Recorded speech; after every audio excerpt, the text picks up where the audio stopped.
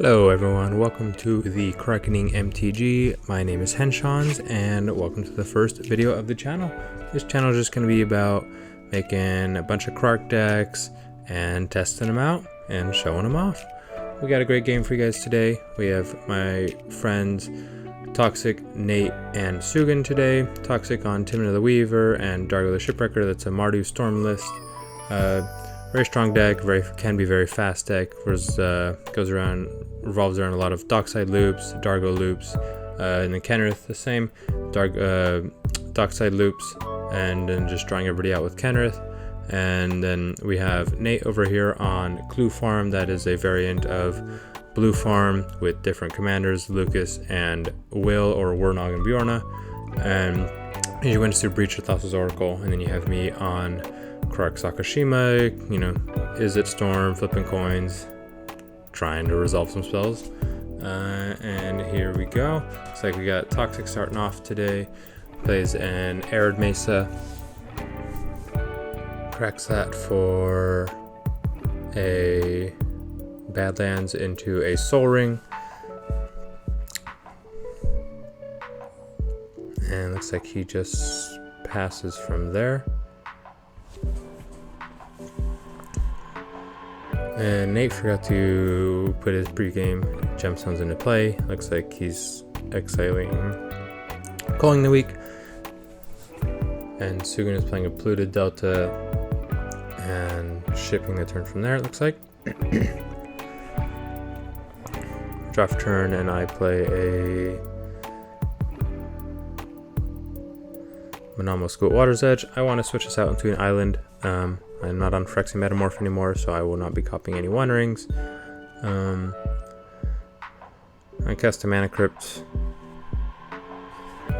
floating 1 mana to cast a Soul Ring.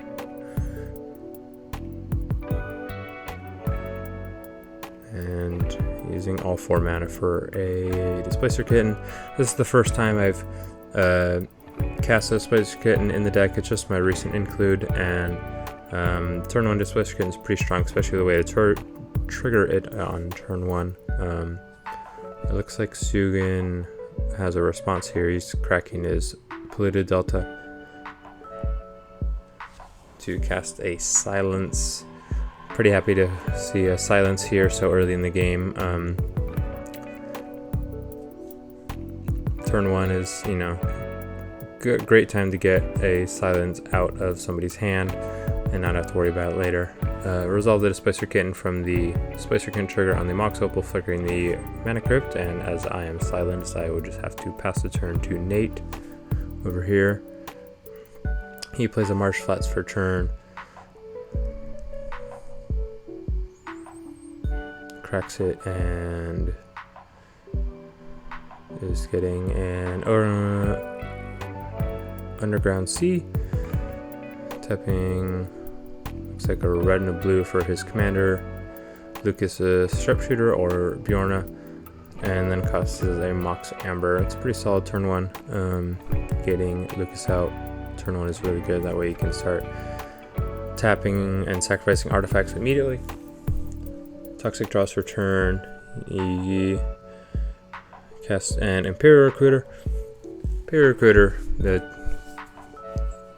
pretty much only gets one thing in these Mardu Turbo lists, and you can guess that it is a Dockside Extortionist. We all know how crazy Dockside Extortionist is. It looks like he plays a Godless Shrine tapped, and I believe he passes from there. Soogun is just finishing searching out his Scrubland from the Polluted Delta. He draws for turn. He plays a Tropical Island into a Bloom Tender. Bloom Tender is a pretty key piece in Kenrith, especially it's a very mana hungry deck. So getting Bloom Tender out turn 2 is pretty good. Turn 1 would be even better, but turn 2 is sometimes good enough. I draft turn. I win my Crypt flip there. I usually just use a dice because it saves time. I'm already using a bunch of dice for Krark. Here I cast Krark in main phase 1. I think I probably should have saved this for main phase 2. That way I don't lose my Soul Ring mana, because I'm just going to go to combat here. and try and make advantage of my turn 1 2/2. I don't think Soogun will block with his Bloom Tender, so I'll swing at Soogun with the Displacer Kitten. And no, he doesn't block here, just takes the 2 damage. He just doesn't want to lose his ramp piece. And then we'll go into second main, tap Mana Crypt for an Arcane Signet, trigger Displacer Kitten, targeting the Mox Opal to keep our more colored mana. And I will cast Light Up the Stage for its Spectacle cost since an opponent has lost life this turn. Trigger Krark and trigger Displacer Kitten here, targeting the Mox Opal.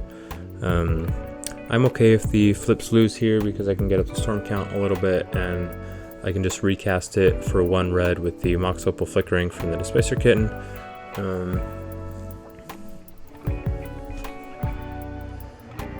Looks like we're just counting storm here. It was Krark, Arcane Signet, and Light Up the Stage. And we lose the flip there, but like I said, it's fine. We can just get up the storm count. So not that big of a deal. Storm 4, flickering the Mox Opal again with Displacer Kitten. And it looks like we win this flip. Evens is always a win. So we'll put a copy of Light Up the Stage on the stack and see what we hit. We hit an Underworld Breach and a Misstep. And for the original copy, we hit a Molten Duplication and a Chain of Vapor.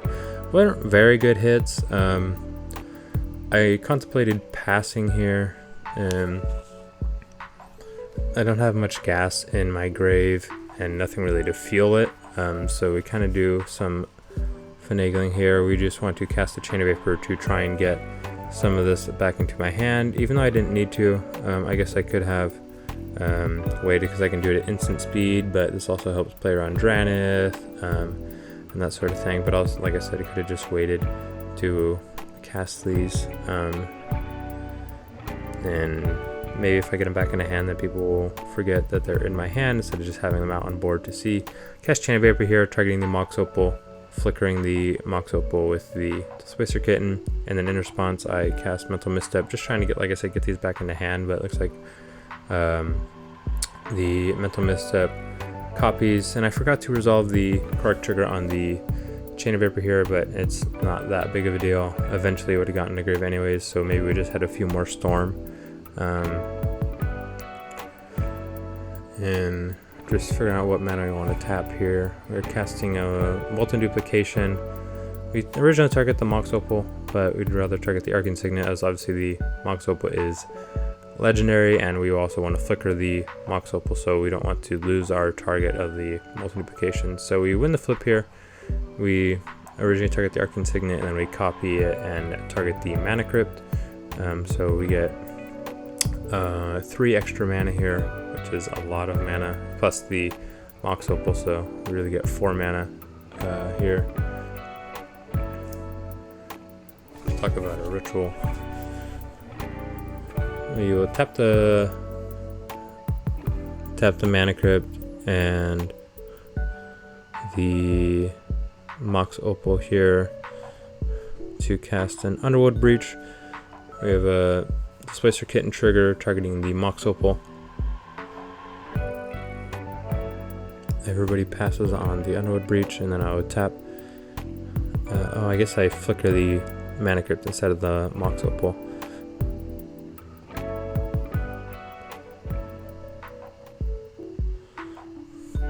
We're looking at our grave, trying to figure out our next move because we don't have a lot of cards in grave.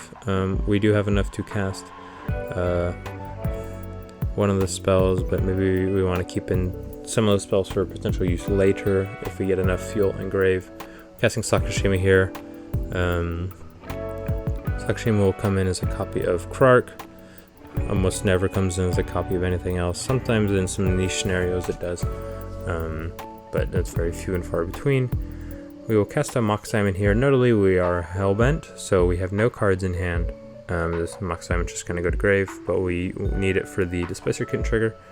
So we flicker the Mana Crypt, and looks like we are tapping 3 mana. That's the last of our mana to cast the Light Up stage. Notably, we can't cast it for expectable cost, even if we have dealt damage or made an opponent lose life this turn, because Breach gives it an alternative casting cost, and Spectacle is also an alternative casting cost, so you can't choose both alternative casting costs. So we have to put it in for the 3 mana, and we flicker the Mox Opal. We get a 6, that's a copy of Light Up the Stage. Put the copy on the stack, and we will exile a Flesh Duplicant and an Archmage Emeritus.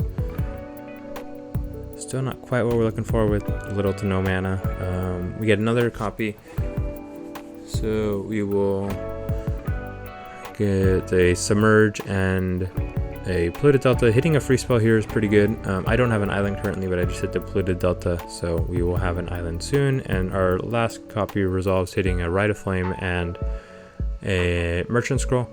Rite of Flame's good. It gives us some of the mana we need, and also to keep flickering with Displacer Kitten.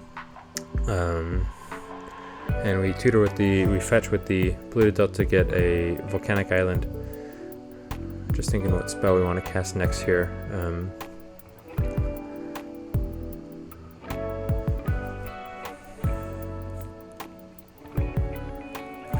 We're tapping the Mox Opal for a red to cast Rite of Flame. We have a Krark trigger, and then we have a Displacer Kitten trigger targeting the Mox Opal.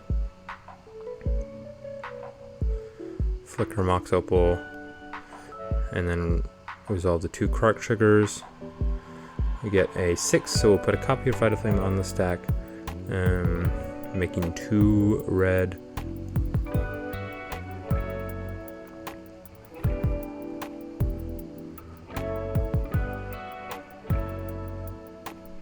And resolving the last Krark trigger is a 5, so we'll return that to hand. That's ideal for us. We want to get 1 flip and 1 bounce, that way we can keep the card advantage or the mana advantage going with the Displacer Kitten, and keep having the spell in hand to recast. So we float a blue off of the Mox Opal. We use 1 of the red to cast the Rite of Flame again. We have 2 Krark triggers, a Displacer Kitten trigger. We will be targeting the Mox Opal once again.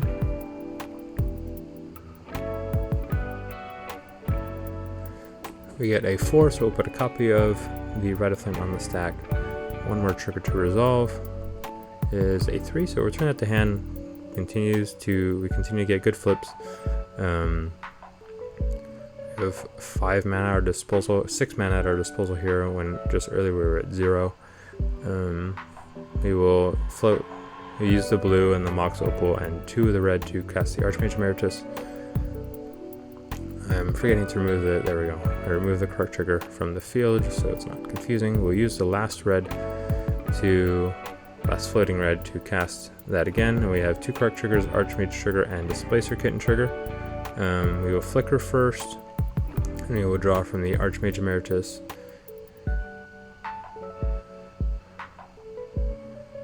And it looks like we get a return to hand, which is still fine. We can just recast with the Mox Opal. It's not a big deal. In fact, it's probably better because we get more cards this way. We lost both flips there. Probably just gonna end up tapping the Mox Opal again for another red to recast the Rite of Flame, and continue to flicker it with the Displacer Kitten. 2 Krark triggers, Archmage trigger and Displacer Kitten trigger. Flicker Mox Opal. We get a 2, so that's a copy there. We'll go to 2 red, 1 more Krark trigger remaining, and we draw from the copy of the Rite of Flame from the Archmage Emeritus. That's a 5. We'll return that to hand. And here we tap for a blue and a red to cast the Merchant Scroll. We have 2 Krark triggers, Archmage and Displacer Kitten trigger.